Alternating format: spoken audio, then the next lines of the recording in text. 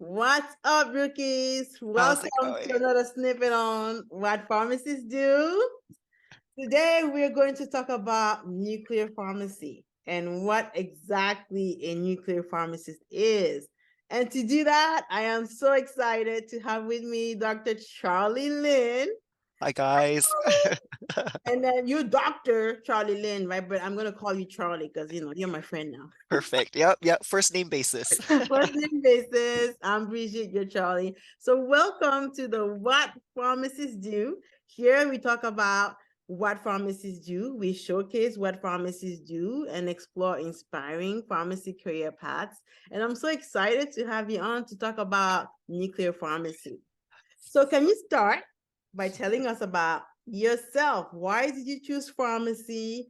How has that journey been for you so far? And how do you end up in nuclear pharmacy? Yeah, so hi guys, my name is Charlie. I was born here in the Bay Area, Okay. and on my off days, I enjoy learning how to cook, new Woo! recipes, hiking, Right? just a lot of self-care things. Yes. And then my pharmacy journey, I guess, started with a very fond memory of when I was young.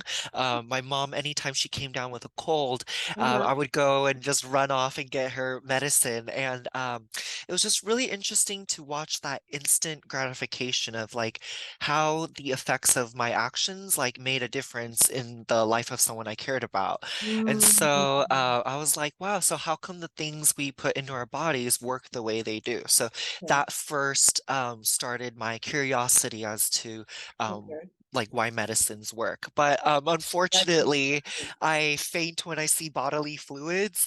So medicine was not for me. So I found myself at the intersection of medicine and healthcare, Okay. that Okay. we know is pharmacy today. Absolutely. Okay, so that's what, that's how you chose Yes. your career path. So you want to do pharmacy. Where do you go to pharmacy school? Yeah, so I went to pharmacy school here in California, in Stockton, Yes, University of the Pacific. So yes. I Shout out to finished, UOP and yeah, to shout out to UOB. Dr. Shirley for Yes, woo, Shirley Shirley. for connecting us and putting and making this happen. Shout Yes. out, Shirley. Thank you, thank you.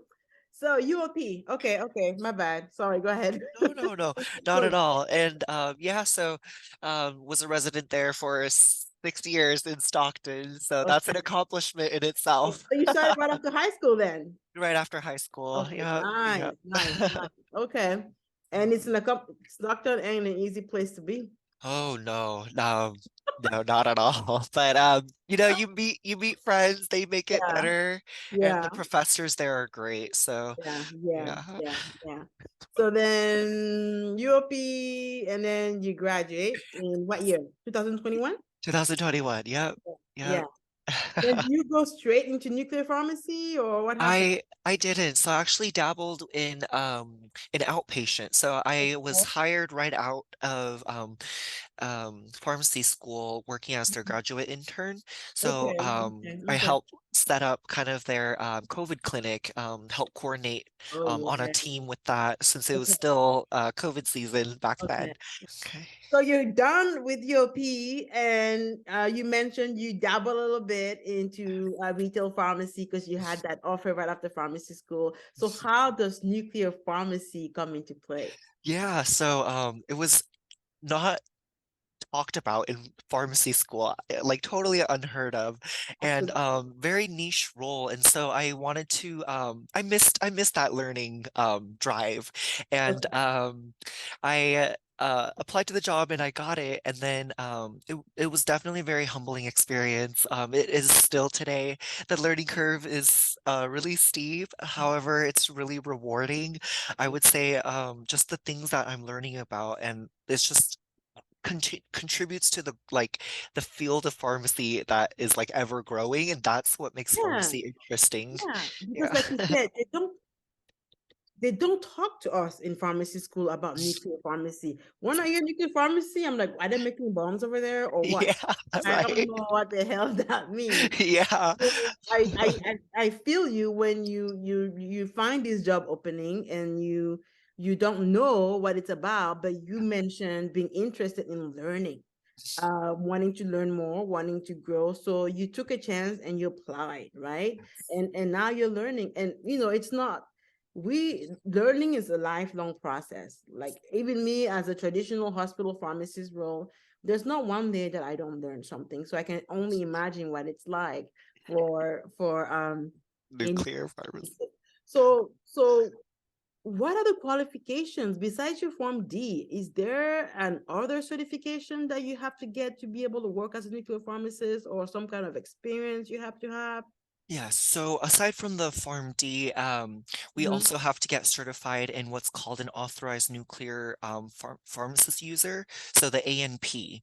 Okay. And so the company was able to help me sponsor that certificate and to help me get the nuclear education online. So Nice. we'll hear it as a neo. Okay. Yeah. So Mhm. what you're saying is you can still apply without the experience, Yes. and as long as the company is willing to train you and certify you. That's right. Okay, That's okay, you got me thinking I might be doing a career right. switch pretty soon. Right? Yes. So and then are there any pharmacy certifications like boards, what are Mm. those called? BPS certification? You know how they have the Oh, M Care certification yes. and oncology certification. Is there anything for nuclear pharmacy like that? Yeah, there's actually so pharmacists can pursue being board certified in nuclear pharmacy. What? Yes, yes. Okay, So okay, okay. And I'm sure the requirements are to have a certain number of years yeah, of exposure in that field. exactly. You can X do that? amount of hours worked. I think it's Yeah. at least 3 or 5. Okay. I'll have to double check. Are you planning on doing that, or do you feel like Oh, the authorized nuclear pharmacist user? Is that what you said it's called? yeah, Okay. yeah, the authorized nuclear pharmacist. I Okay. think that one is enough for the time being. Okay. Once I find better footing, Okay. I'll probably think about getting board Got you. certified. Got Yeah. you. But it's good to know. It's good information for people to have. Mhm. So where do you work? And then Yeah. what do you do? What are your roles and responsibilities? Yes. So I work at a radio pharmacy down in Gilroy, Okay. and so it's called SOFIE, and we kind So of compound SOFIE. SOFIE. That's right. Okay. Okay. Thank Yeah, yeah. you. So, maybe some of you have heard of it. Our company, what we do is, we kind of furnish and compound these radio tracers, these isotopes. And as the dispensing nuclear pharmacist, Okay. it's my job to make sure that it's done correctly and on time, Mm-hmm. and it gets to where it needs to go. Okay, okay.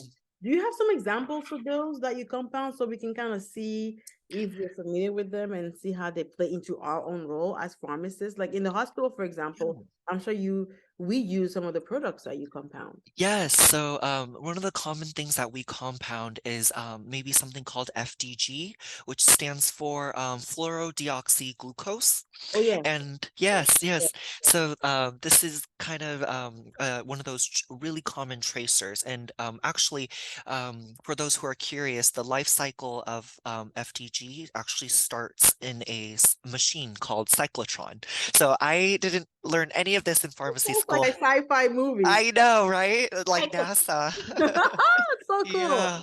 cool. Yeah. Okay. So Okay. what the cyclotron machine does is it rotates and spins these protons, and once it hits like a max velocity, it bombards a vial of water containing oxygen 18.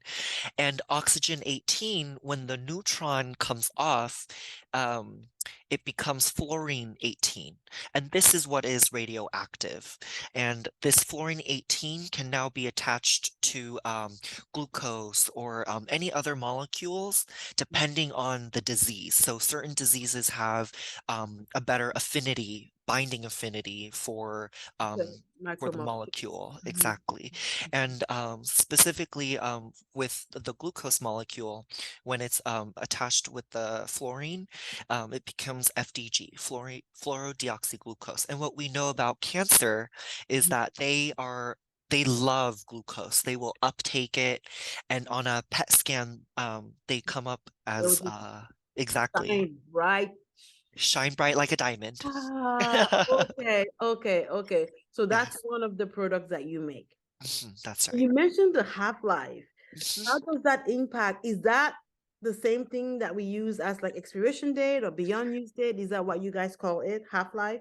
Yeah, so we do have a uh exactly the BUD, beyond use date of a product, and Mhm, also the half-life mhm, give mhm, for a particular molecule, and that's just so we can guarantee the radioactivity. Once the patient receives it, it's not like a dud.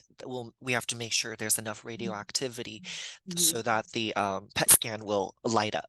Okay, okay. Mhm, mhm, And I know we talked off the record, you work night shifts. mhm.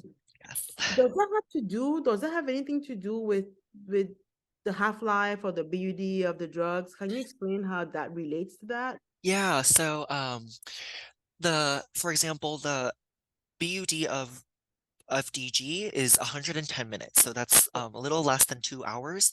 So You have to uh get to the patient by then. yes, exactly. So what my job, so my shift actually starts at 3 a.m. Oh Lord, have Yeah, yes, mercy. ungodly hours. Oh my God. Yes, yes, 3 and a.m. and you do 8-hour shifts or 12-hour shifts? that's right. Sometimes I stay a little over just to make sure the job is done. But yes, I typically end at 11 a.m. Yeah. Okay, so you would start at 3 a.m. in case you need to make FDG for someone at 7 a.m., for example. So you would have to make it like at 6. Yes, This exactly. is later. We'll have multiple productions, and just to cater to our Mhm, clients. So mhm, we service mhm, hospitals, pet mhm. clinics, mobile trailers. Wow. Wow. Yes. And how do the drugs get delivered to the patient? Yeah, so these syringes containing the radio tracers Mhm. are put inside a can, and these cans are delivered via a courier, third-party courier. Okay. So my Okay. job doesn't just stop at the dispensing side. I also have to Mm. Yeah, coordinate coordinate the delivery, the exactly. transportation, the Mhm. storage, the delivery of the drug. Yes, yes, It's very time sensitive. yes, very time sensitive. So are there nuclear pharmacists that work during the day? Mhm. Yes, so we do also have a day shift, and we also collaborate like those 3 hours. So Mhm. if they arrive early enough, like we can pick up like different like tasks, Wow. and then they'll kind of have provide better coverage during the day. Yeah. I have a sense that this requires a great time management skills. Yes. Yes. Man, I Yes. have so many questions for you. What kind of drug information resources do you use? Lexicon? Or Yeah, so I was curious at the moment too. Some of them aren't on Lexicon just yet, okay. though Cardinal has a really good resource on radio tracers. Also, our own company website, we have a really great resource on radio tracers. I had to read up on some of them as Okay. part of my training. Okay. So yeah, it's completely new learning these radio tracers. Wow. And then I imagine those resources are only available to you working at SOFIE, for example. No, they're actually on our company website. So under Okay. a tab, Okay. yeah, Accessible to the public? to the public. Yes, yes, Wow. yeah. Okay. They're like the drug monographs. Okay. Yes, Okay. yeah. So SOFIE is a radio pharmacy. hmm Is hmm that the only setting that a nuclear pharmacist would work in? Yeah. So th- uh. Typically, yes, and Okay. also you'll find nuclear pharmacists at. I know nowadays there's a trend where hospitals will have their own nuclear department with their own cyclotron. So Well, nuclear pharmacists could work in-house okay. with those nuclear departments, Okay. but for facilities that don't have a nuclear cyclotron, they get outsourced to us, and we Mhm. cater Got to them. got you. So this cyclotron, is it the same? Is it the equivalent of like a compounding isolator for us? or like, Compounding isolator. Yeah, so you could think of it as like one of those ISO like 5 yeah, boxes. yeah, Yes, I feel five. So that's the exactly. same. Okay. Mm. Exactly. So, yes, And do exactly. you wear protective PPEs when you're compounding, like we did Yeah, with you, with the exactly. mask and the gown and the Mhm. gloves and all that? Exactly. So, yes, USP 797. We also have USP 800 working with Okay, radiation. okay. We have a dosimeter to make sure like we're to gather like live data as to how much radio exposure we're getting. And Yeah, yeah, so we is that a health concern uh, for would that be the same amount of radioactivity as getting an X-ray, for example? yes. No. However, depending on the time Uh, and also like the exposure and how the distance you uh-huh. are to the source, it could your exposure could dose in a day could vary. And but Um, honestly, going into this job, I did feel kind of scared. Like I was like, oh, is this gonna be like a Chernobyl like event, you know? But no, it's totally benign. This is super okay, safe. okay. Yeah, yeah. Wow. Um, are there nuclear nurses, nuclear doctors, or is this like specific to pharmacy? No, yeah, I guess there are nurses that the technicians, the radio technicians, they will do like the actual injection. There are radiologists that will call Okay, in their orders. okay, Um, okay, okay, yes, okay, okay. I see. So the radiologist would be like a provider calling in the orders and placing the exactly, orders, and then exactly. the nurse would administer it in Mhm. whatever setting she's Exactly. going Yes. to. And nuclear pharmacists, part of our job is to make sure the order, the prescription, as Mhm, you can say, is mhm. correct. They ordered the correct radioactivity at the correct calibration time, and making sure that we are dispensing the correct volume and radioactivity. And are patient-specific parameters involved here, like their weight, their renal function, their Yes. BMI? Yes, they come into play, renal function. So a lot of these drugs are renally excreted. Okay. So that also comes into play. Wow. So you are a pharmacist doing everything a pharmacist does, just with this radioactive. Yes, radioactivity. Exactly. Exactly. There's so much today. Yes. That is um all such good information. Thank you. Of course. Let's move away from radioactive pharmacists for now Yeah. and talk about just pharmacy in general. Yeah. Here we like to talk about what pharmacists do, and I'm curious to know, what do you like most about being a pharmacist? Oh my gosh. So being a pharmacist, like, everyone tells you about like medications, but nobody tells you about how expansive this role is, like the different like roles a Ah, pharmacist can fulfill. Like I didn't know like all these different fields. And so yes, to me, personally, I feel like I'm never bored. I'm never bored. yes. There's just so many That's things the that same thing pharmacists I can like. do. Yeah. Yeah. So that's what Yeah. you like most. The same thing I do is just the expansiveness. I don't even know if that's the word. The Yeah. variety of Variety. that you can play. Yes. Is there anything about your personality you think that when you saw this Mm, radio pharmacist job opening that made you say, I want to try this? yes. Is So it something about my personality, I like to stand out. I like being different. So I what? I love Yes. Android. The reason why I have an What? Android. I like iPhones. Yeah, iPhones. exactly. Okay, Exactly. and So then yeah, part of everyone likes iPhones, but you do Android because you I want do Android. I like to stand out. I like to learn like why this is different, why people are not drawn to to. this, why Mhm. is it so different? And I would like to figure it out myself.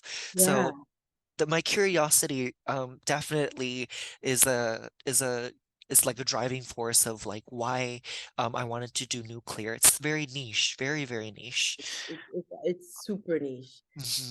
So in terms of that, though, in terms of big niche, what does career ladder look like The career ladder. in terms of growing? Like, what would be the next step up for you? Yeah, so it would I guess you could branch out to do fellowship, research development, because we get a lot of, I guess, contracts with, um, I guess, drug companies Mhm. who hold the actual patent, but Mhm. we help them manufacture. So the next step up would be in manufacturing, I guess. Okay. Yes. Okay. How about management? Yes, yes. You can go into upper management, even corporate, regional director. Okay. Okay. Yeah. Like so they have different branches throughout Mhm. the state or the country, and you would be like a district manager kind of thing. Exactly, exactly. A district manager could maybe be managing maybe 5 different pharmacies in one region. Mhm. And we can get licenses in different states and also cross-train other pharmacists in that state. And also, if need be, we could work in that state too to help them with their demands. Okay. Okay. So, I'm just still trying to process everything. Right? It's a lot. What? What advice do you have, Charlie, for students Mm, who are aspiring to become pharmacists or are currently in pharmacy school and wanting to follow this specific career path? What advice yes. do you have for them in making themselves in preparing themselves better for this role? Or even for someone like me who's worked in the hospital for a long time and I'm looking to transition to nuclear, what should I do? Yes, I guess I would say most helpful. Um, yeah, Bridget, like we learned so many drugs in pharmacy school, but Yeah, yeah. not one is indicated for imposter syndrome. So, you Oh, know, yeah, like honey, I've seen like imposter syndrome is so freaking real. so real, and not a lot of people talk about it. But Yeah. me specifically, going into this job, I kept thinking, I'm not doing my best. I'm not good enough. They really hired the wrong person for the job. Oh my But God. all these narratives, but they don't exist. Like my manager, even my preceptors have told me, like, um, oftentimes, like we are harder on ourselves than our own preceptors are, so we just, I guess, going into this field, pharmacy doesn't have to be nuclear. I guess with ourselves, we have to be really patient and forgiving with Oh my ourselves. God. Yeah. Yeah. And just convince ourselves that we are doing a good job and we are the person for the job. Otherwise, we wouldn't have, assumed the position. Yeah, So, we wouldn't even give it a try. We wouldn't even yes, put the position in the first place. exactly. And believe it or not, imposter syndrome continues even years throughout your career when Yes. you're trying to dabble into something new or take on Yes. a leadership role. I Yes. had that when I was asked to teach a class Mm. at a local pharmacy school, and I was like, me teach? I don't know anything about this topic, but I had to push myself and say, you Yes. ask you for a reason. Exactly. Have confidence in yourself. You Exactly. have pharmacy school gives us the foundation, that we Yes. need. That's something that we have to build on and giving ourselves grace and patience. Yes. Yes. Absolutely, Absolutely. I love that. I love Yes. that. And especially as a pharmacy student, the struggle is real. But Very we have real. to learn so many drugs, like you said, but nothing about imposter syndrome. Maybe, Yes. maybe SSRIs. I don't. Right? I know, right? Something for that. Yeah, great advice. Yeah. Great advice. Are there any nuclear pharmacy tracks in pharmacy school that you know of that anyone may want to pursue, or a nuclear pharmacy residency or fellowship that someone will want to pursue right after pharmacy school, Yeah. or someone like me? I'm not saying I want to do it, but what if I wanted to pursue nuclear pharmacy? Do I just Yes. apply for a job and ask them to train me, or do I go and get this authorized user Yes. certification? What do you recommend? Yes, very good question. So for those who are specifically interested in nuclear, Yeah, having the authorized user yeah, certificate yeah. is beforehand is helpful. Okay. And if I guess pharmacists going into nuclear can't self-sponsor themselves.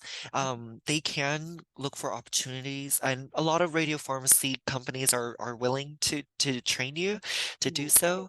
yeah, And having that in the back of your pocket is really helpful. However, I guess students going in to pharmacy school, there are, I guess, three really well-known schools in the US that have a really strong history with nuclear, and that's in the University of Arkansas, okay. University of New Mexico, Mhm. and I'm forgetting there's one more, Purdue. Purdue. Okay, we do. Yeah. Okay, that's really good to know because someone listening to you right now may be inspired to do it, and knowing that those three schools are available, Yeah, it's a great way to, if you know for sure that that's what you want exactly. to do, it's a great start. Exactly. And there is I guess in our pipeline you can say Yeah. further down the road Sophie will be taking I guess students who are interested in nuclear as like a rotation. I know there are other companies that already have that, but yeah, that's something to look into. So there are rotations available through some companies. Through And is some there a companies. website to go to look into, or maybe just Google it? Yeah, I think PetNet or Cardinal, you can start with those. I know Sophie, we're still Okay. getting our hands working in the works, so Yeah. Okay. So yes, Sophie, Cardinal, PetNet, yes, those yes, are big companies. yes. Okay. And the rotation directors with the pharmacy schools, they are really good resources in connecting Okay. Okay. students. Good idea. Good idea. Yes. Good idea. What? Such an insightful conversation. I so appreciate you, Charlie. Yes. So I'm just gonna speak to our audience right now. If you are interested in nuclear pharmacy, because it's a super niche field in pharmacy, if you want to be a radioactive pharmacist and you have any question about this process, please feel free to contact me and I'll put you in touch with Dr. Charlie Lin here. And I know he'll be happy to answer any questions you have, or comment down below in the comment section, wherever you're listening. And then if you like this video, please subscribe to our channel so we can be motivated to make more videos like this. It was a blast talking to you, Dr. Lin. Thank you so much. I really appreciate you coming on. Thank you for having me, Bridget. Thank you so much for coming. Thank you. It's me that thank you. And until the next video, keep learning and keep growing. God bless you. I love you. Bye-bye.